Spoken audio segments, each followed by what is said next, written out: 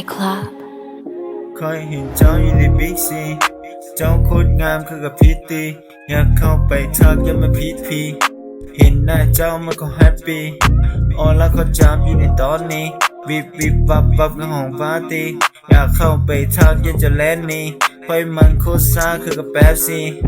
อยากให้เจ้าลองเปิดใจให้ค่อยแน่ค่อยจะไปบอกพ่อกับแม่เจ้าลองเปิดใจให้เขาก่อนแม่ค่อยจะบ่เฮ็ดให้ผิดหวังแท้ๆค่อยฮู้อยู่แล้วว่าเจ้าบ่อยากสบตาค่อยให้เจ้าเป็นว่าเจ้าบอกว่าบ่อยากซาค่อยก็ฮู้อยู่แต่ว่าเจ้าบอกว่าบ้าแต่ว่าค่อยบ่อยากลาเจ้าบอกว่าค่อยหันทางค่อยบ่อยากคิดบ่อยากจะฝันหาความสุขของเฮามันมีแต่น้ำตาใจของค่อยมันแตกสลายไปเพราะเจ้าบ่ฮักค่อยเลยต้องหลายใจ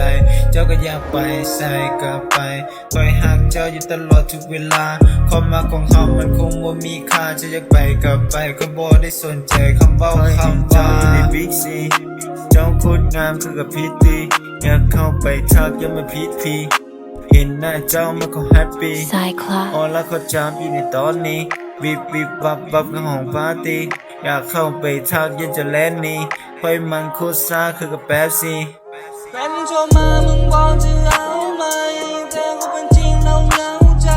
ตอนโทรมาแล้วก็เอาไปแต่วันในตอนนี้เราบ่สนใจเดี๋ยวมีคนมาให้ก่อน I can feel บอกจะอยู่ต้องไปความเป็นจริงจะมารออยู่ในตอนนี้จะมีคนห่วงใยบ่มีเจ้าให้ได้ Cyclop ไม่มีเจ้าให้ได้ I can feel อยู่ในรูมแต่ก็ค่อยอัดเพลงในสตูบ่มีไผยังมีหมู่ยังมีคนเดียวและบ่มีคู่ But can feel I like you บอกให้เจ้าให้ได้หูเคยเห็นเจ้าอยู่ในบิ๊กซีเจ้าโคตรงามคือกับพิตตี้อยากเข้าไปทักอย่ามาพิดพีเห็นหน้าเจ้ามันก็แฮปปี้ออแล้วเขาจำอยู่ในตอนนี้วิบวิบวับวับกับห้องปาร์ตี้อยากเข้าไปทักยังจะแลนนี่ค่อยมันโคตรซ่าคือกับแป๊บซี่